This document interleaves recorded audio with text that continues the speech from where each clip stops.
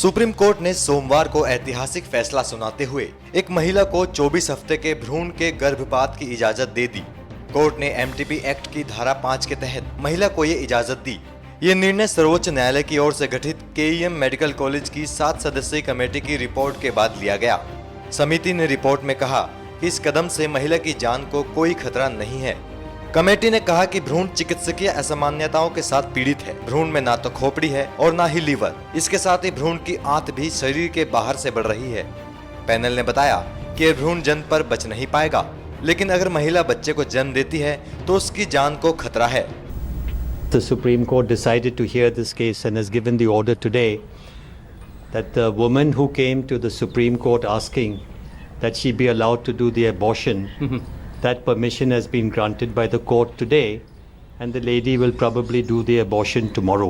It was the case of a woman who in her 24th week she discovered through the medical examination that the fetus did not have a skull. Okay. And the brain was not developing because there was no protective cover. So it was a case of very severe fetal deformity. The doctors gave a report saying that there was no chance of the fetus surviving at all. And the doctors also gave the opinion that it would be very grave to the health of the mother if the abortion was not done. Supreme court ने medical board की report और attorney general की दलीलों को ध्यान में रखते हुए ये कहा कि हम एमटीपी एक्ट की धारा 5 के तहत गर्भपात की इजाजत देते हैं। धारा 5 में कुछ अपवाद परिस्थितियां हैं जिनमें 20 हफ्ते के बाद भी गर्भपात की इजाजत दी जा सकती है। मां की जान को खतरा ऐसा ही एक अपवाद है।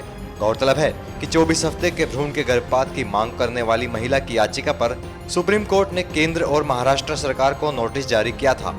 कोर्ट ने कहा कि मेडिकल रिपोर्ट देखने के बाद ही वो मामले में आदेश देगा। खुद को रेप पीड़ित बताने वाली महिला का कहना है कि उसका भ्रूण सामान्य नहीं है और आनुवांशिकी बीमारी से पीड़ित है। एनएमएफ न्यूज की रिपोर्ट।